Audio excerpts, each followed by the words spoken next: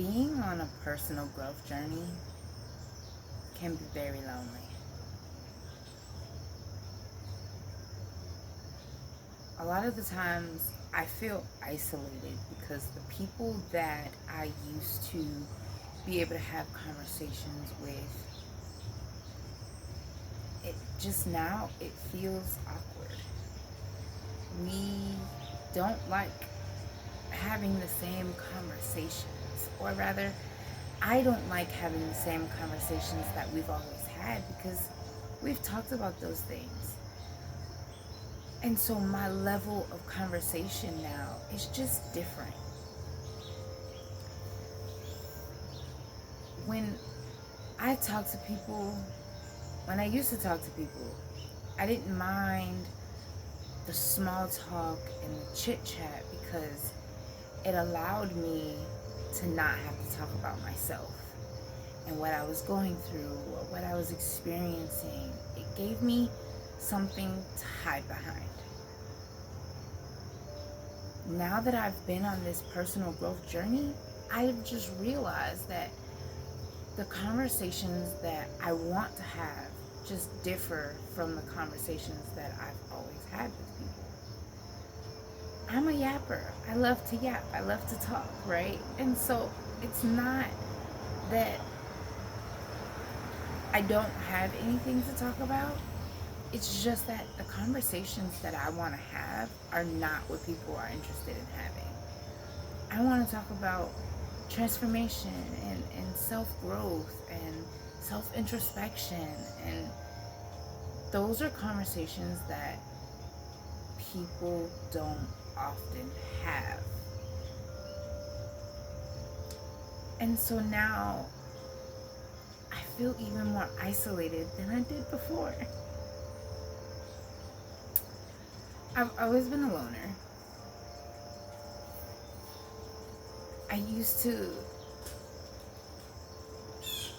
I was the quiet person. I was the quiet kid in class up until a certain point. And being the quiet kid allowed me the comfort of watching other people from the corner. I was the wallflower, you know. And being in a position like that, it affords you this sort of anonymity. Like, people don't really notice you because you purposely don't stick out. It's not that I didn't want to have connections with people. I just always felt that I was different from everyone else. And having those conversations, I knew that they would ask how home is going, how family is doing, how this and that, and they want me to answer questions about my personal life, and those were not conversations that I wanted to have at the time, because of my housing situation, because of my home situation, because I was being abused, all the things. And so it was just another reason to hide.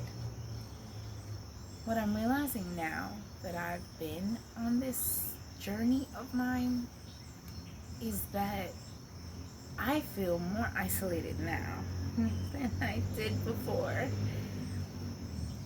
because now I just feel like I'm not seen.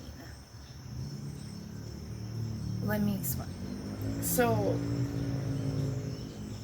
the people in our circles, they know us for who we've always been, for the person that we were and have always been in the past. I feel like because people still have that version of me stuck in their heads, that they don't see who I am now. Feeling unseen because you've changed is a different feeling than staying unseen because you don't want the attention.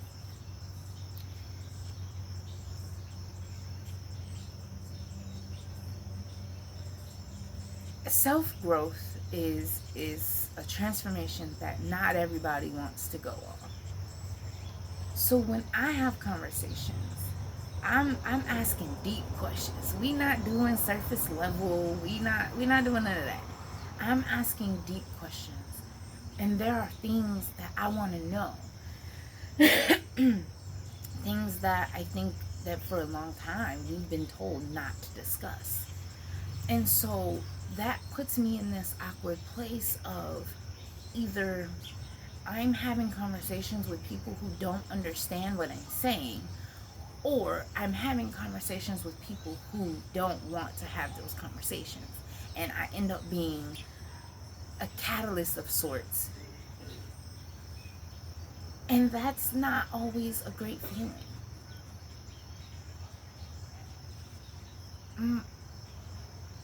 Me having these conversations is never to trigger anyone, right? But sometimes that happens. Anyways, sometimes you end up being a trigger without even realizing or noticing. And it's something that I've noticed over time that I end up being. And sometimes being a catalyst can be good, and sometimes it can be very, very, very off-putting. So when you're trying to have these deep conversations with the people in your circle and it's unwanted, it can leave you feeling very isolated. Since I feel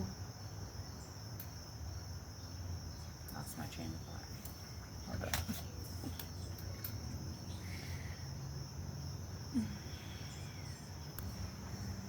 I feel like people don't understand me in this season of who I'm becoming.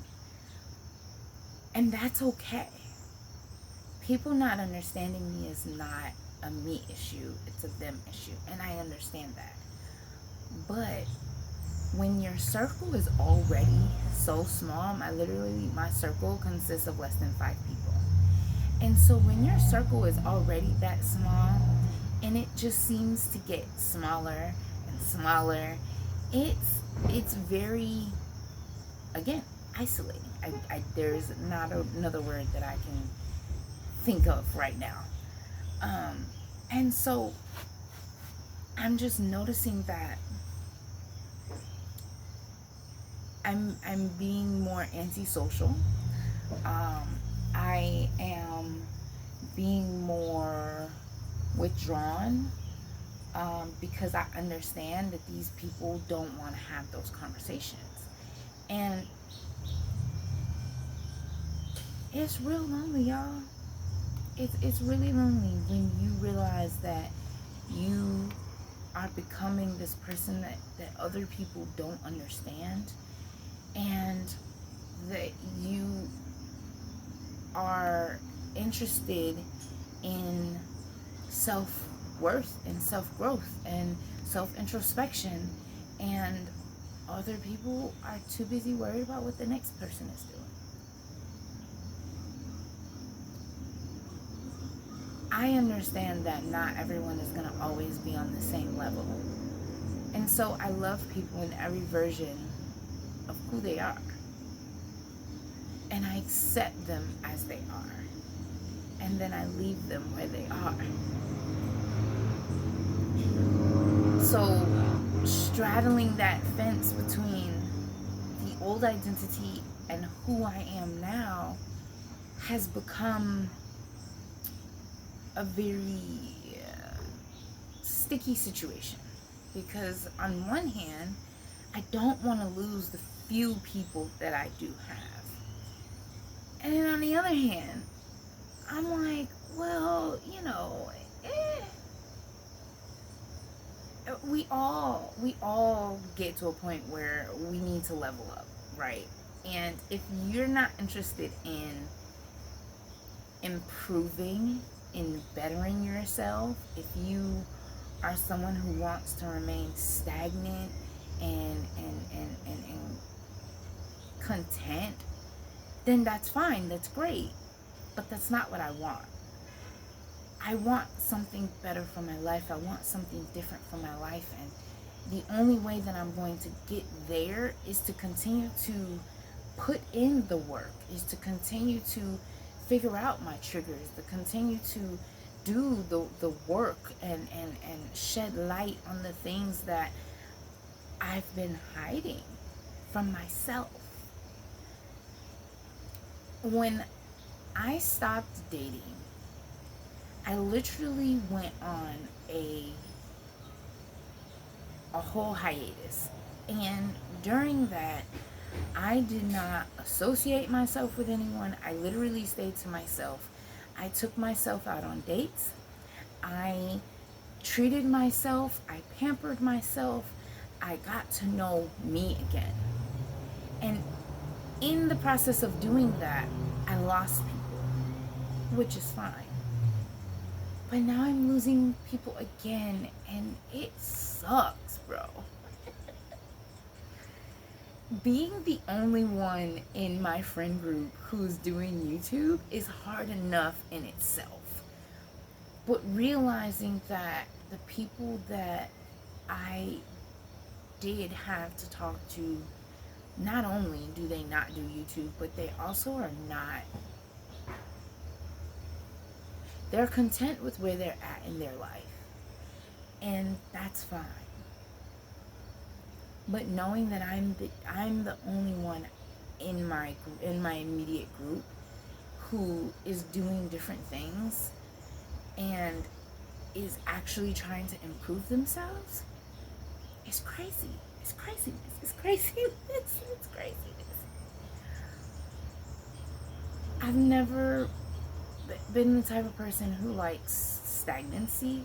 I get bored. I have ADHD, and so I've always liked different things, and I like to try different things. And like right now, like, okay, so for example, my wardrobe, I have been putting more color in my wardrobe because I wore black and white for so long, black, white, and gray for years. I also did this while I was a photographer, because I know that light bounces, and that if you wear, you know, a bright color, it can reflect on the subject accidentally. And so it just gave me more of a reason to reduce my wardrobe to black, white, and gray. And I did that for several years. Like, it's yeah. So I'm over that season of my life, and so I'm working, you know, new colors and new patterns and all the things into my wardrobe, and I'm loving it. I'm loving this new version of me. But the people who are around me, they're like, why are you wearing that? I'm like, because I want to. They're like, yeah, but that's not your usual colors. I know. That's why I have it on. That's the purpose, right? And it's just like, oh, well, why are you tying your hair up? Why not? Like our hair is literally is antennas. Like, why would I not cover my hair when my hair is not in a presentable manner? Like, why? I know that people are used to seeing when your hair is not, you know, up to par. People are used to seeing me in a bun or in a scarf or a fitted is a hat, or, you know, or in a wig. I haven't been doing any of that. I will literally wrap my hair up like this, and that's it. I go about my business, because I used to put a lot of energy into that. Oh, my hair needs to always be done. My hair needs to always be done. I need to always be on point. Of course, I get that. I respect that. But I'm at a season in my life where I don't always want to do my hair. I don't always want to mess with my hair, because my hair is so, it's thick, but it's fine. And so if I mess with it too much, it starts to shed a lot. I do what I gotta do. I put it in a protective style, or I wrap it up and I call it a day, because that's what I choose to do. But the fact that I'm being questioned on why I'm wearing this and why my hair is wrapped up, like, Why does that matter? Like, have you worked on you today? I'm just trying to figure out.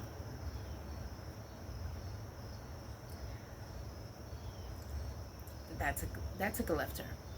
We're gonna get back on track. Understanding that people are not in a mental headspace to discuss the things that I want to discuss has just been a deterrent and has made me withdraw even more than I already was. So I feel like I'm at war with myself a little bit, because on one hand, I don't want to lose the people that I have, the few people that I have. And on the other hand, I'm trying to become, I'm in the middle of becoming this new person. And so I feel like I'm straddling that line, two places at one time type of feeling. And it makes me hesitant. It makes me feel alone. It makes me feel isolated. And sometimes alone and isolated are two different things, because you can be in a room full of people and still feel alone. I don't have anyone in the YouTube community, and so I'm the only one in my circle, or even people that I know. Like, I literally don't know anyone in real life who's doing YouTube. And so I've had to figure this out by myself, which was a learning curve in itself, okay? and I'm still learning. So just knowing that I have so much going on, so many different changes, I've just had to learn to like just sit with myself and be honest and have these conversations with myself and be aware, because the first step to changing anything or improving, because I don't really like changing, I like improving or evolving. The only thing that I can do is the self-work, because I can't make other people work on themselves or change them. Like, what? No one who changes for someone else actually wants the change, which is the reason why they usually end up reverting back to their old habits. Have you ever been with someone or had a friend who you were like, hey, I don't like when you do this, can you not do this? And they say yes, and it changes for about a month or so, maybe 2 tops, and then they revert back to the same old behavior. It's because they didn't change it because they wanted to change it, because they saw an issue with it. They changed it because you wanted them to.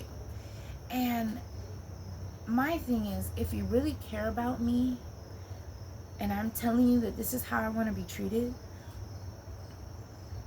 and you go back to your old behavior, that shows me that you didn't want to make the change to make the people in your life feel comfortable. You just did it to appease me. And that, to me, that's a different is a different topic in itself. But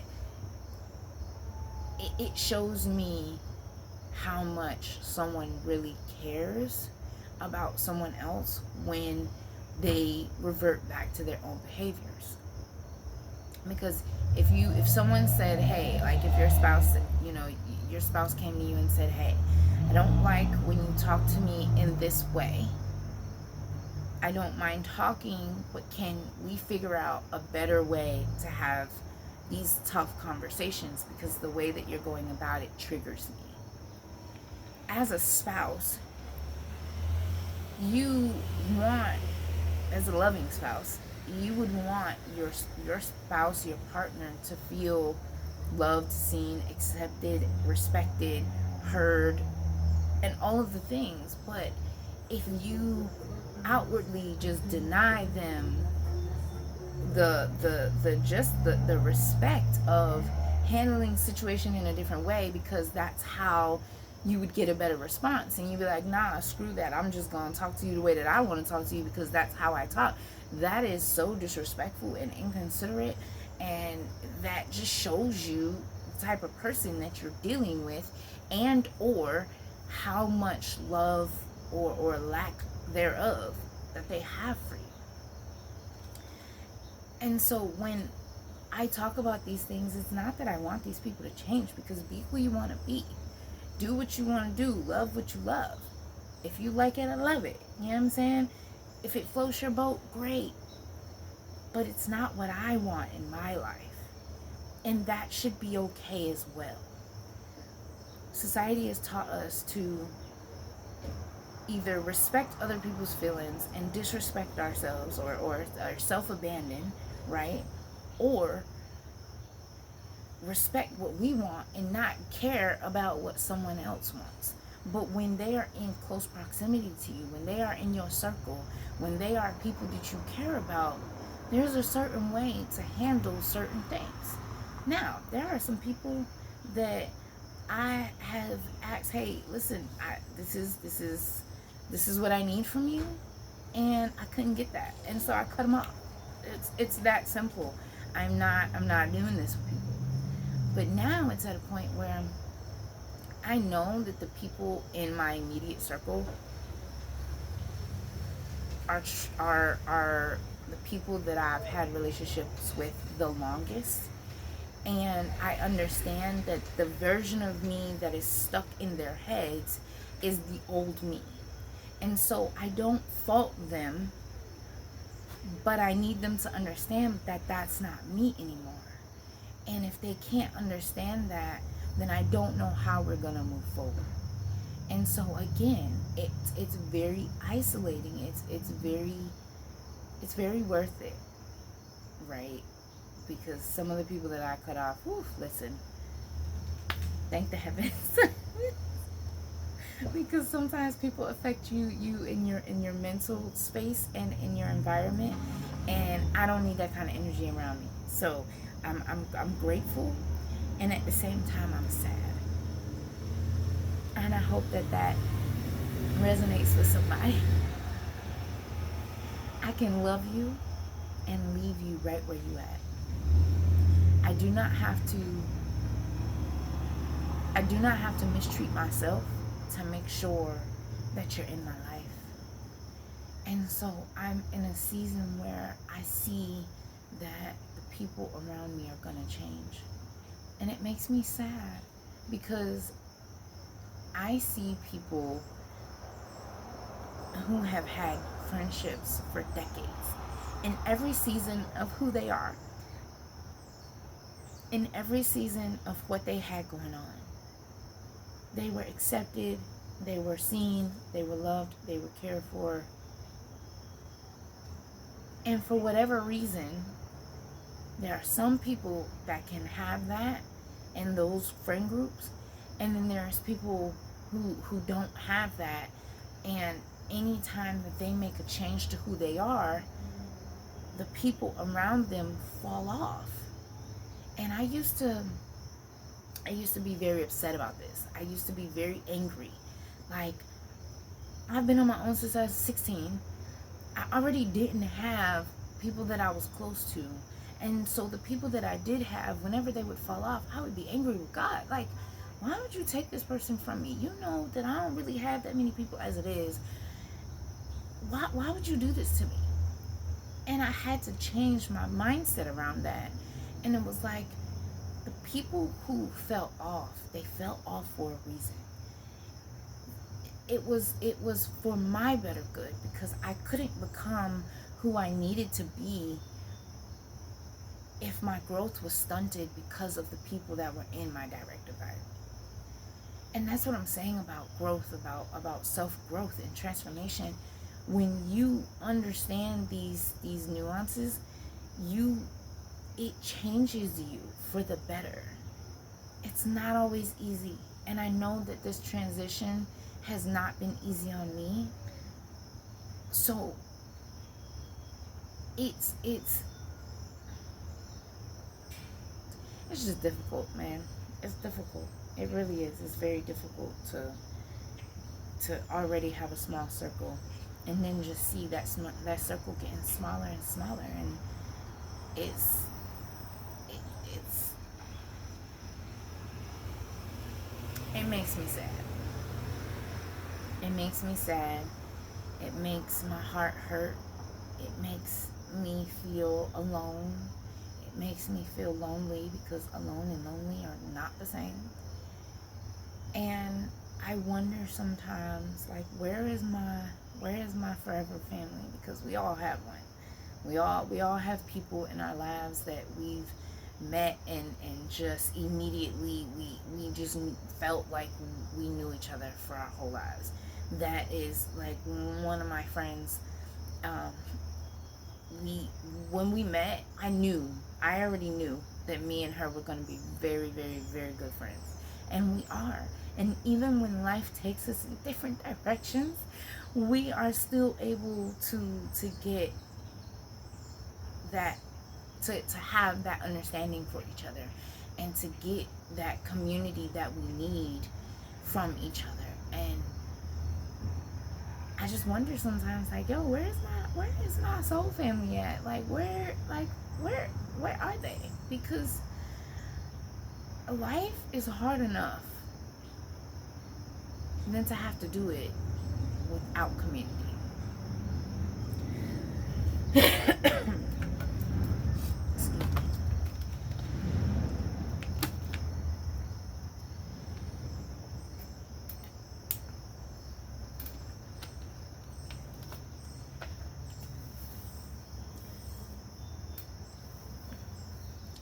Self-transformation and self-growth really just,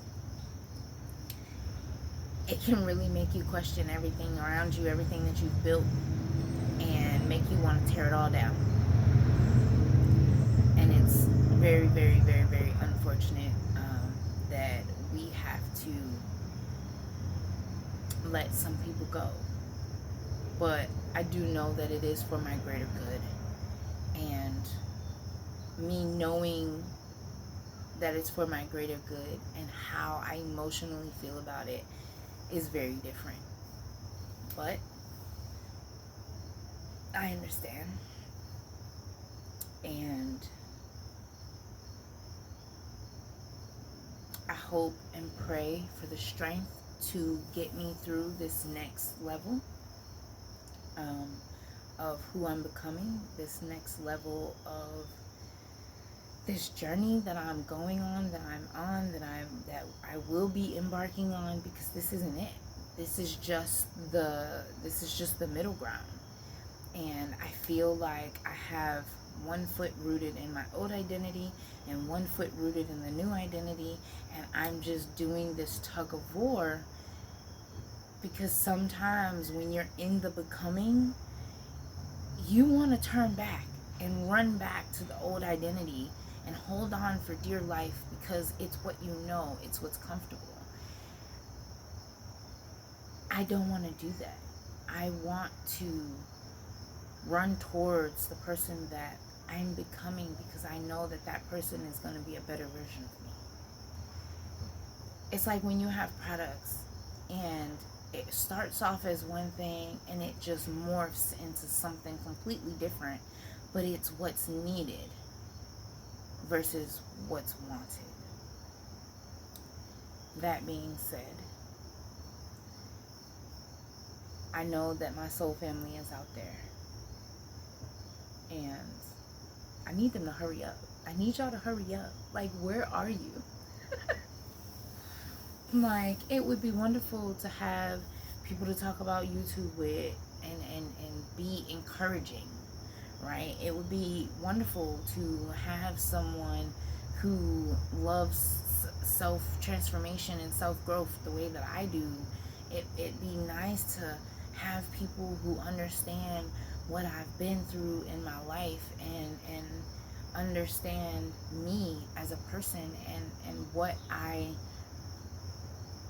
and who I want to become, and what I want to accomplish in that becoming. And so I'm ready, and I'm waiting, and it is what it is for now, but I am holding on for dear life. So if you're out there, I'm waiting for you.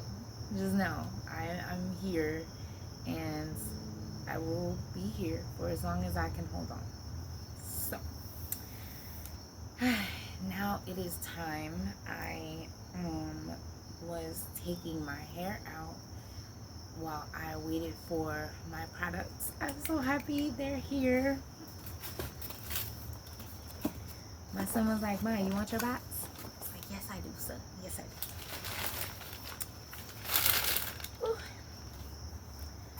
So we have Bask Lather Scalp Moisturizing Leave-In Treatment. So this has aloe vera and mint agave extract. Moisturizes scalp, promotes length retention for scalp balance and hydration. Then we have the Soothing Pre-Shampoo. Aloe vera and mint and slippery elm. Ooh, that's a good one. Soothes scalp, detangles, reduces breakage. That's the one that I need to use, like, immediately. Yes. Ooh, I don't know how to pronounce that word. Aloe vera and mint niacinamide. I'll look that one up. Balances scalp, gently removes buildup. That is the shampoo.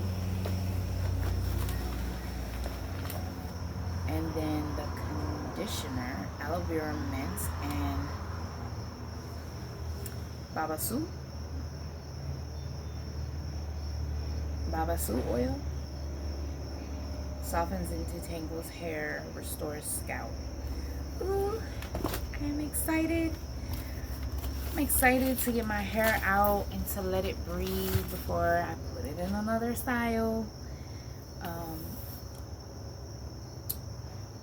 The one thing that I really love about these products is it's allowing me to do my hair and not be so frustrated with it, because if you know anything about 4C hair, I bought that kinkly coily. Whew, it can be a handful, but I'm grateful because I have a beautiful head of hair. It's just difficult at times, and so when you start using the products that your hair likes, it becomes less difficult. It does take time because you don't want to rip your hair out and all the things. And I've been like, I cut my hair off and I started my natural journey. So it's been very informative and insightful when it comes to how to deal with my hair, because I had a perm and a relaxer for so long that it damaged my hair, my scalp, the roots of my hair, and for a long time my hair was just like dry and brittle, and it wasn't taking well to the products that I had. And so since I've been using Bask Lather, my hair has completely changed, and I'm so grateful for them. I do know that the owner and creator of Bask Lather, had a sister who went through some hair and scalp issues, and she used I think, don't quote me, but I think it was her mother's recipe, and she tweaked the recipe to create her own products. And I can honestly say that it worked for me.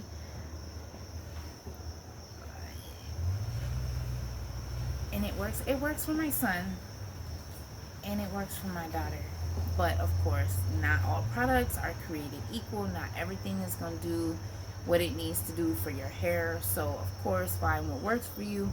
But if you would like to try out the Bask Lather products, I will include the link in the box below.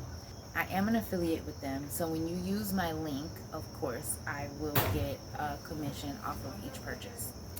That's a better way of saying it. So I am excited to try out this new product line, because this is very, very much new. And I will give you all an honest review. You'll see my hair, of course, because I'm on YouTube every day. So, of course, you will eventually see my hair. And, yeah.